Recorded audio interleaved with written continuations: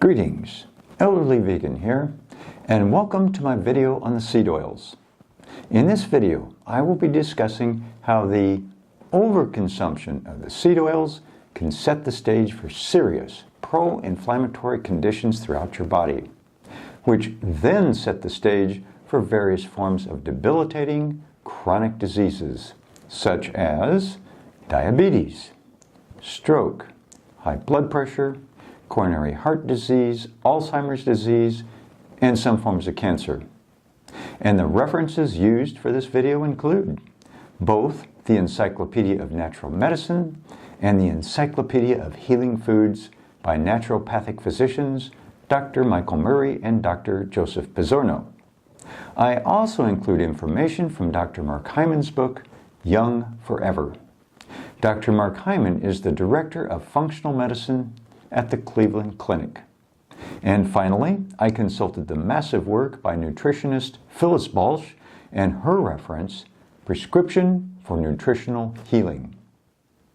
As many of you know, examples of the seed oils include safflower oil, cottonseed oil, soybean oil, corn oil, and sunflower seed oil. And perhaps you've heard this term before. The seed oils are dominated by what is referred to as the omega-6 fatty acids. Yet, as mentioned, the health concerns occur only through the overconsumption of the seed oils. It's widely recognized that Americans now consume 15 to 20 times as much of these oils as they should for optimum health. Indeed, our ancestors consumed these oils, but not in these concentrated forms and in such large quantities. Rather, our ancestors obtained these oils from nuts, seeds, and legumes. And I love how Dr. Hyman puts it when he describes our current consumption.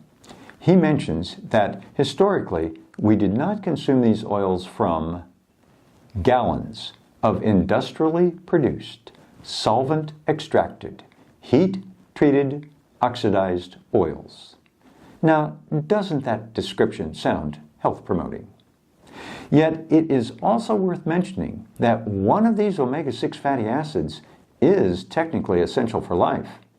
And in that regard, you must get linoleic acid from the food you eat, as you apparently run the risk of sudden cardiac death if you don't.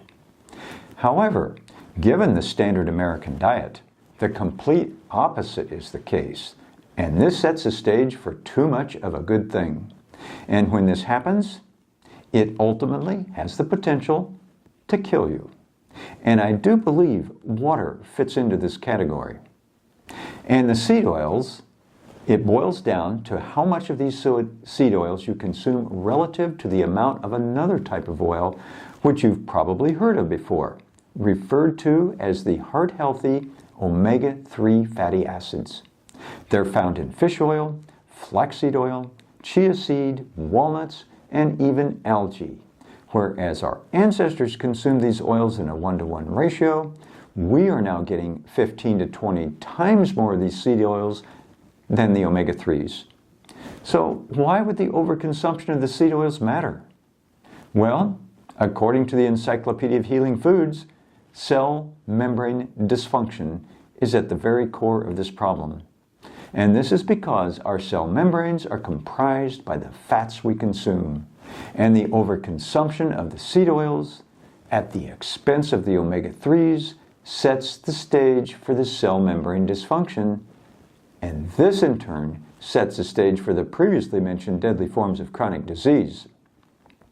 Yet here's a bit more information on this topic, which is important for those on a whole food, plant-based diet.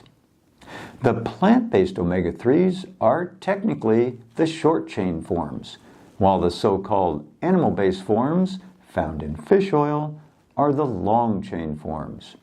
And it's the long-chain forms which are apparently the most critical when it comes to preventing some of these debilitating chronic diseases. However, humans do indeed have the ability to convert the short-chain forms to the long-chain forms. The problem is, however, that the conversion process is apparently very inefficient. At best, perhaps only 10% of the short-chain forms will actually be converted to the long-chain forms. And this ability to make the conversion, like most everything else, declines with age. Fortunately, if one wants to be a strict vegan, there's a great source of these long-chain forms, and it comes from algae, which can be obtained in concentrated supplemental form or from algal sources such as chlorella.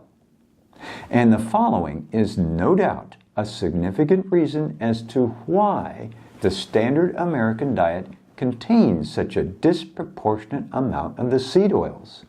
At the very core of this problem are the highly processed foods, which abound in the center, unrefrigerated aisle of virtually every grocery store in America. And why are the highly processed foods such an issue? The reason is stunningly clear once you know why. The seed oils have a long shelf life. The omega-3s go rancid quickly. And there you have it. In fact, the processed food industry goes out of its way to remove the omega-3s from their products for this very reason.